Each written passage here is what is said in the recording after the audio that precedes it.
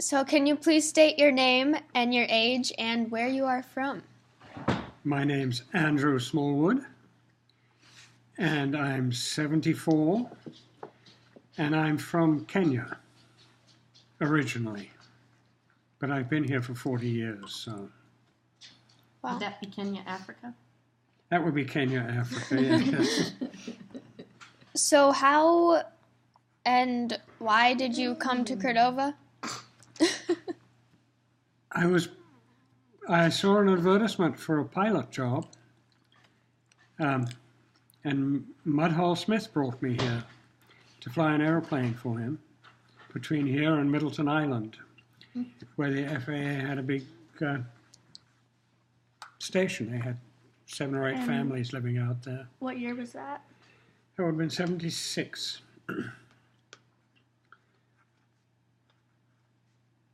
So were you still in Kenya when you got the job offer to fly? No. I was flying out of Kenai. Okay. So I've been in Alaska for a year. So how long were you in Kenya for? I was 16 when I left. Okay. Were you born there? Mm-hmm. And why did your whole family moved out of Kenya when you were 16? Yes, they went to South Africa. Kenya became independent. It was a British colony, and it became independent. And my parents didn't think they could cope with the transition, so they left.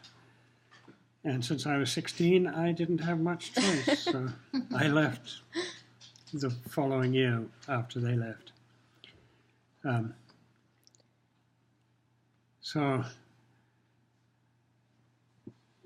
And then did you go to South Africa with your I family? went to South Africa, Then how long did you live there? 12 years. So did you go to university in South Africa? I think I'm going to go no comment. You should say what you did. I was sent to university, but I was 16 and totally clueless. And I looked about 14, so that didn't help. And all I wanted to do was fly, be a pilot. And so I didn't do any studying. And my father eventually pointed at the door and said, "You're going to have to go earn your own living." And I got a job with an ice follies, an ice capades, as a skater, a dancer. And I danced for them for 2 years, and we traveled like a circus all over southern Africa. And I made enough money to get a pilot's license. Oh, wow. And So you learned on an ice skating rink in South Africa? I learned in Switzerland when I was quite little. You didn't have to be really good in South Africa because there was not a lot of competition. But he did become the headliner. Well, I skated 8 hours a day for 2 years. Not better. Yeah. Because skating's hard on the feet, towards the end we'd skate with our boots unlaced. You got to the stage where you could do that. Wow. Did you throw girls up in the air? Yes. I'm quite good at that. It was like a Las Vegas review, you know. Uh-huh. Like the ice capades in the Yeah. States. It was very popular back then because South Africa didn't have television. It was illegal to have television. Huh. I mean, there was no television. So circuses and acts like that were a big deal. So did you just travel in Africa with that? Mm-hmm. And how long did you do that for? 2 years. 2 years, you said that. Ask about the flying doctor service. Ask about what? Flying The- doctor service? And then when I got my license, I went to a country called Lesotho. Nobody's ever heard of Lesotho. I Do you think know where Lesotho is? I've heard of it, but I'm not positive where it is. Okay. And I flew for the flying doctor service there.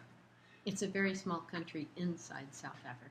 Yeah, Oh, okay, and it's it's the all little one. mountains. And back then it had no roads. And so the people who lived in the deep mountains had no medical service. So we had 6 clinics, each one with a nurse, and we had no money. It was a charitable organization.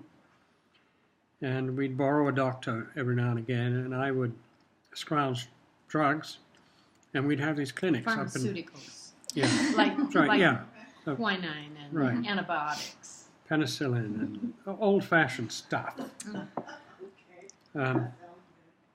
And we had a Piper Soup Cup, which I flew in and out of the mountains.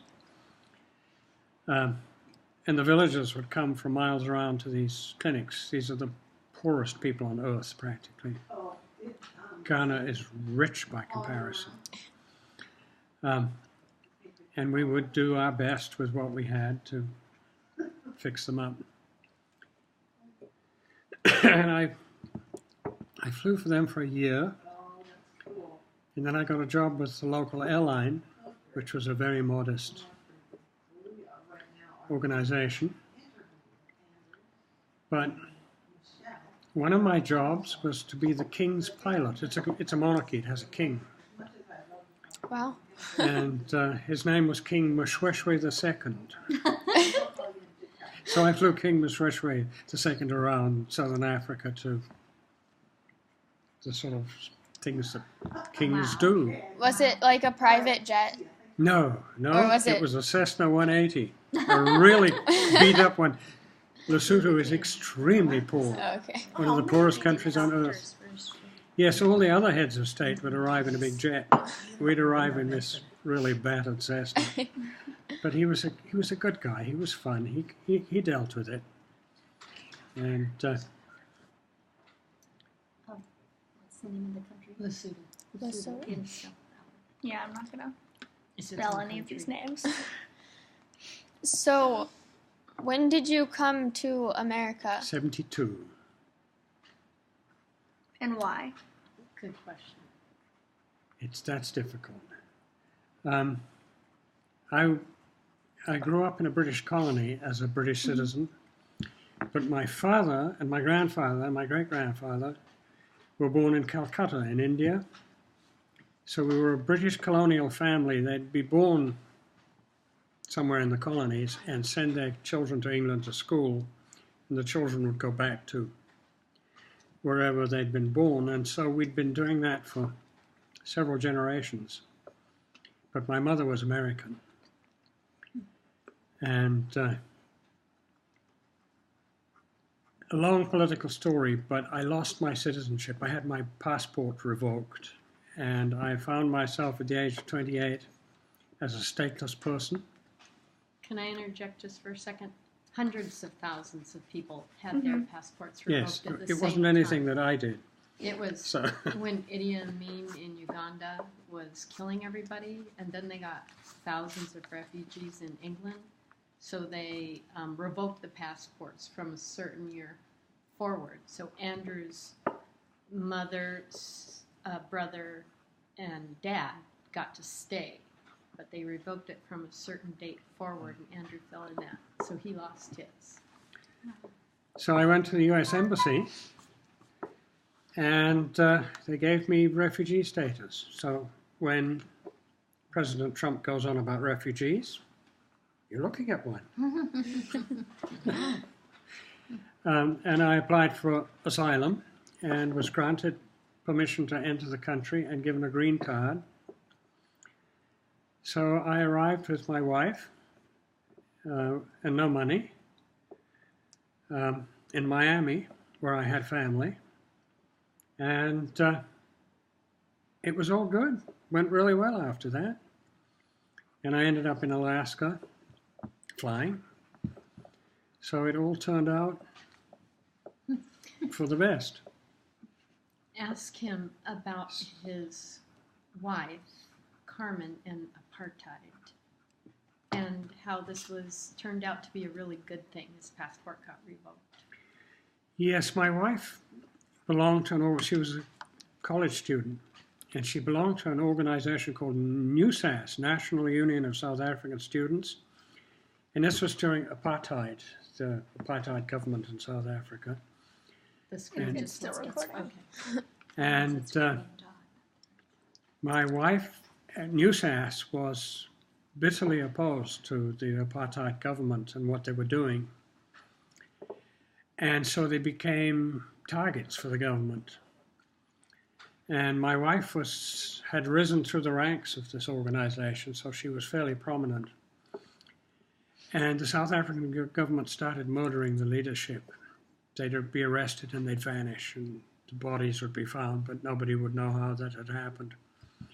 And it became apparent that if we stuck around, it wasn't going to be good.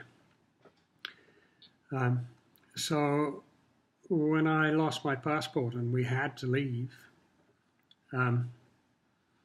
it was kind of a blessing, because I don't think she would have survived if she'd stayed, because a lot of people around her didn't. So that's what happens out there in the third world. Did you have to leave because you had no passport and no Actually, country? Or? the day I lost my citizenship, I went to the embassy to renew my passport, and they wouldn't. They had also informed the South African government, who called the Air Force, because I was flying a DC-3 for South African Airways, and the South Africans had a genocidal campaign going in Angola. As they were sterilizing the southern border of Angola, between Angola and Botswana and Namibia. They were using these DC-3s with these high-powered machine guns mounted in the doors, firing sideways, and they would circle a village and simply wipe it out, or any animals that they saw. So that there'll be a strip, it's called the Caprivi Strip, with no live thing. Wow. Yeah. Was that about, how many miles was that, did you say? It's about 10 miles wide. Mm-hmm. And so I got a call from the South African Air Force. They said, if you report for duty, we'll give you a 6-week boot camp, and then we'll make you a lieutenant, and you'll be a captain of a DC-3. And I knew exactly what that was about. And a citizen? Would they And give a you citizen. citizenship? Yes, That's and a how citizen. you would get your citizenship Right. back. But this was war crime stuff. I mean, it's a genocide. It's one of the worst I've ever heard of. And you're a pacifist. Well, yeah. It doesn't help if you're a pacifist. So I ran to the U.S. Embassy and told them my pathetic tale, and they were really nice. But another interesting sidebar is that was the same planes that the U.S. was using For exactly the same thing in Vietnam. Exactly the same thing in Vietnam. They were destroying villages in Vietnam with doing the these. same thing with the same planes, which is also, besides his mother being an American, was another reason. And when Andrew did get here, I had to register. They wanted to They wanted take to- you for that. and they Right. Then you had just But 72, the war ended. well, and they had just cut the draft off, so there was no more draft anymore. Just months before he got Oh here. my gosh. Well, I had to report, and there was a really nice lady in the Selective Service office. I went in on a Friday, and she said, you know, Come back later.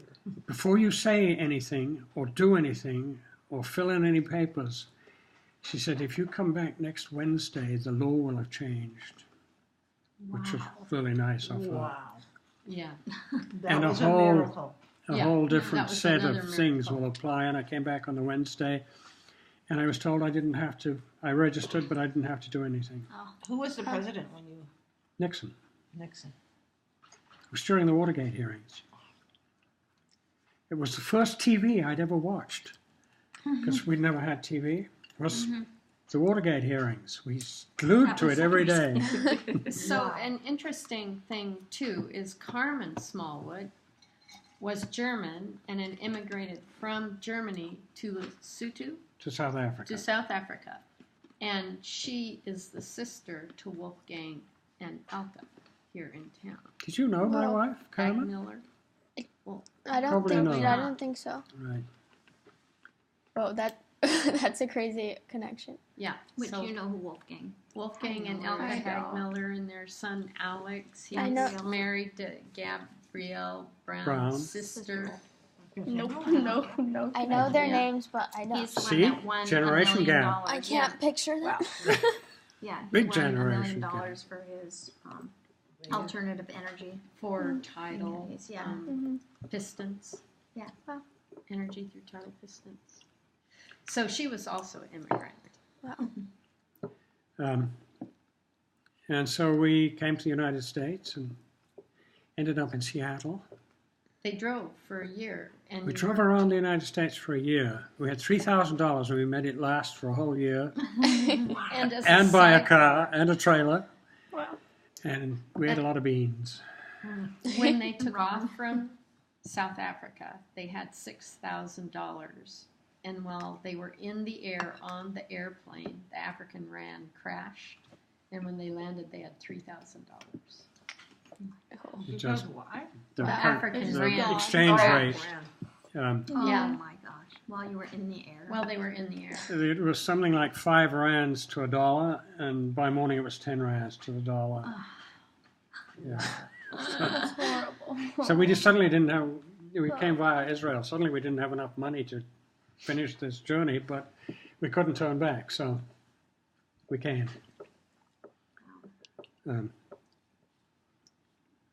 And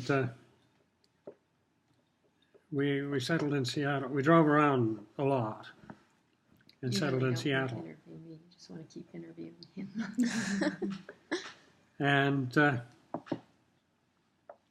then came to when the Vietnam War ended, they released 10,000 pilots. There were 1,000 applicants for every job, except in Alaska, up on the North Slope. You could find jobs up here. But it was like the Wild West up here back then. It was totally lawless as far as flying was concerned. And the operators were pretty bad. And so you could get a flying job, but you were going to be doing illegal things in really bad equipment. And that includes... See, do I want to be a citizen? Do I want to fly down? You've got some decisions to make, huh? So I spent the first couple of years doing semi-legal things in really bad equipment.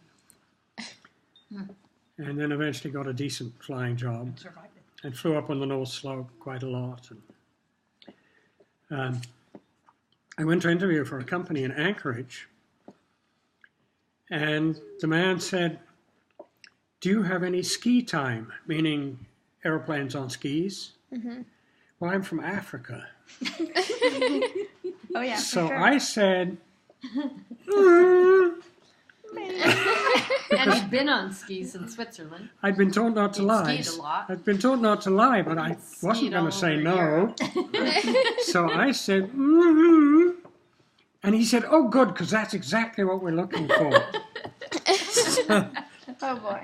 I got the job, but I had never flown on skis ever, and I couldn't admit it. And another guy did the same thing, and so we both taught each other how to fly skis. And to this day, I always watch out when Andrew goes, So, yeah, peanut. Wow. so I flew up on the North Slope for a while, and then I flew for Cordova Air for 26 years. Wow. But in the meantime, I also went gill netting and eventually seining. And you still sane, right? Yeah. So, You had a son in there. Yeah. Yes. I was just gonna ask how many are in your family, and then my wife died in 2009, but my son Jonathan lives in Los Angeles. and do you have siblings? My brother died years ago. So I'm actually the only member of my family that I know of. Well, you've got a nephew. I do have a nephew. Yeah, except for A him. nephew and great nephew and great niece. Yeah, that branch. But the rest, I've no idea. So there are very few of us. So you've been all over the world. Do you have a favorite place that you've been to? I would say this place. Although there are days like today when a person wonders. But no, I would say this place. And do you have a favorite place in Cordova? Sharon Yes. Glacier. The lagoon.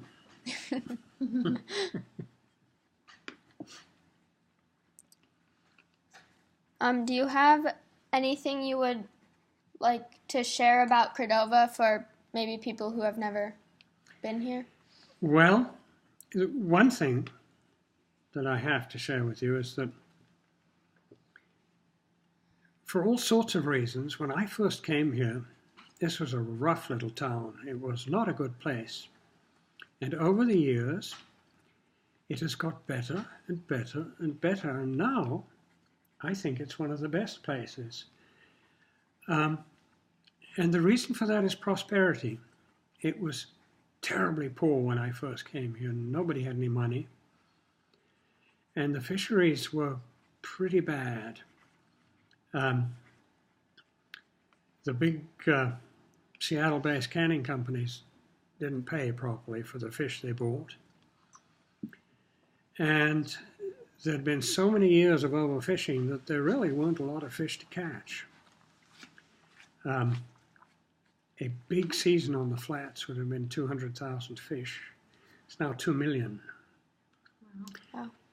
And so what triggered that was really good management by the state of Alaska and the hatchery programs, and the fact that the fishermen, the young fishermen, started marketing their own fish and pushing back against the canneries, and the prices rose. And suddenly this very poor place became quite a wealthy place, and it is to this day. So it's a huge success. This town is a huge success story. It went from pretty awful, if the truth were to be told, to pretty decent, pretty nice place to live. And I sit in the theater in the Civic Center and think about how it was when we first got here. Wow, what a difference. I mean, you must feel the same way. Built a stage for every practice and then had to tear it down that night Yes. at the elementary school. And when I flew here, I came home one day. My wife worked for the city of Cordova. She was the finance director. I came back one day and said to her, you know, in the last week, you're the only sober person I've spoken to. It was that bad. It was that bad. Talk about third world. And now, so you live in a hopeful place, a very hopeful place. Where does your son fit into this? When did he come along in the timeline? Where were you? He was born in '89. And you were here in 70 something. 76. Sorry? So you were in Cordova Oh at yes, that time. oh yes, oh yes.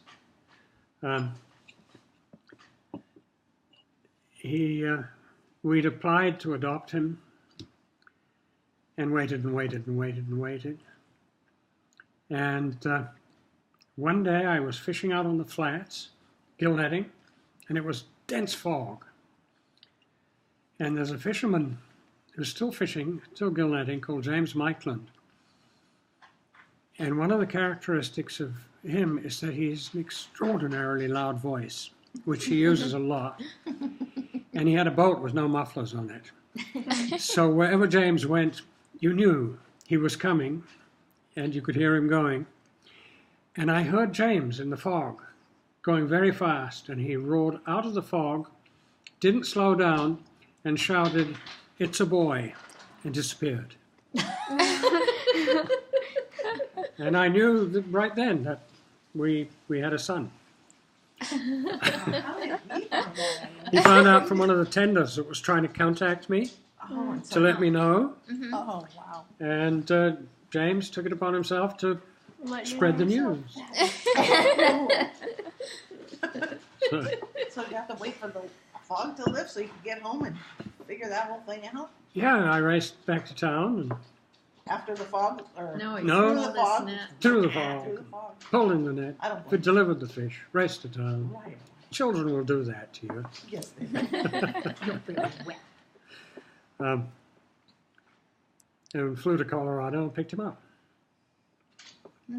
So, anything else on your list? A couple more. What has been one of your favorite experiences? In his entire life. Yeah, I know that's a hard one, but I having a child was great. Believe it or not, because he was adopted, he had to be bottle fed, and it was my job late at night. I would say that was one of the best things I ever did. I But can't. yeah, it's impossible to pick a favorite thing Yeah. out of several 100,000 good things.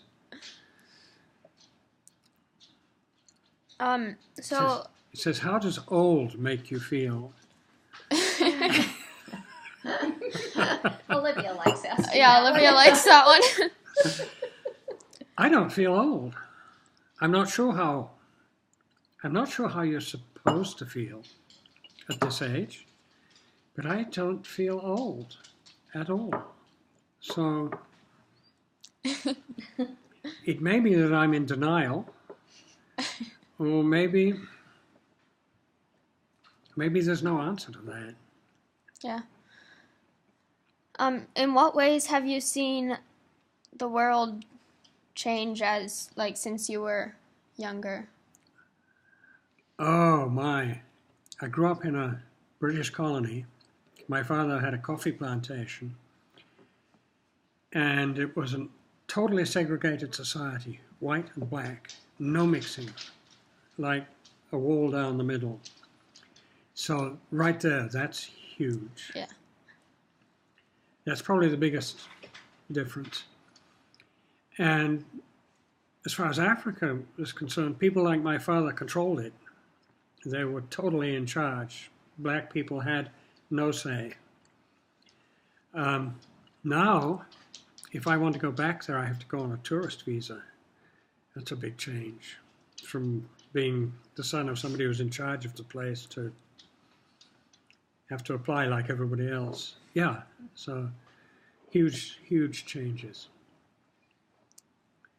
So last couple of questions. Do you feel the need for a better connection between the youth of Cordova and the older generation? Absolutely. I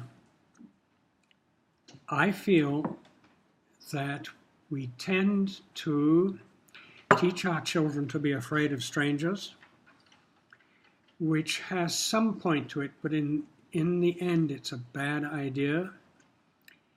And what I notice as an old white-haired guy who meets kids, they tend to be terrified.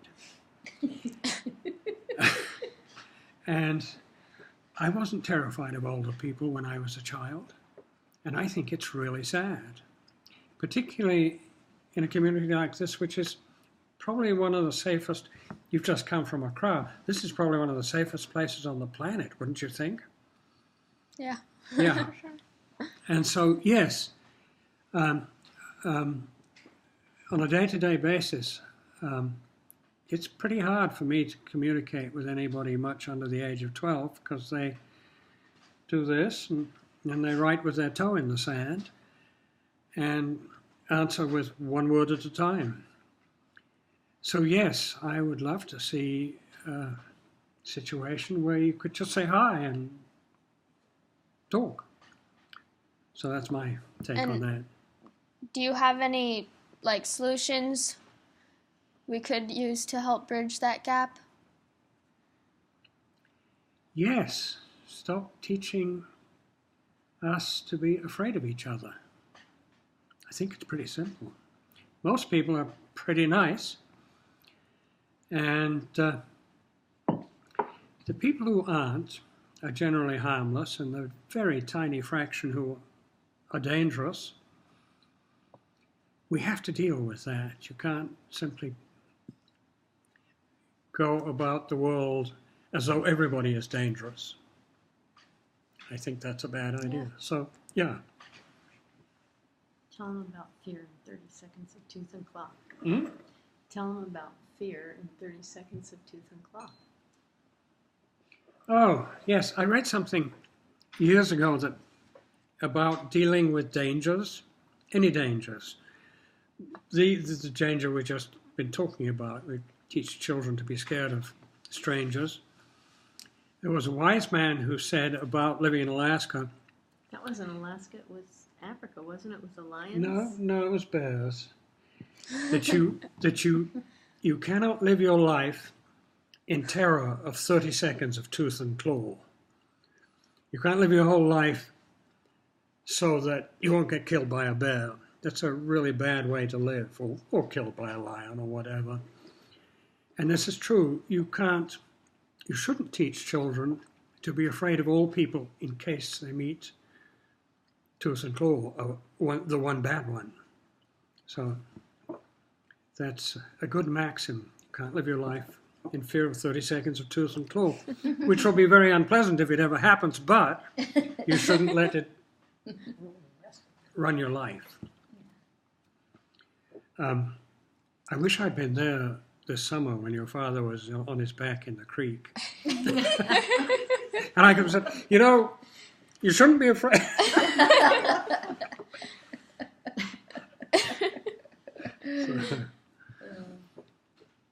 So the last question we have is, if you could give us any piece of advice, what would it be? She puts that on a separate. Oh, she puts that on a separate Yeah. one? Yeah, so, Okay. so we pause that. Olivia always does. I don't know how.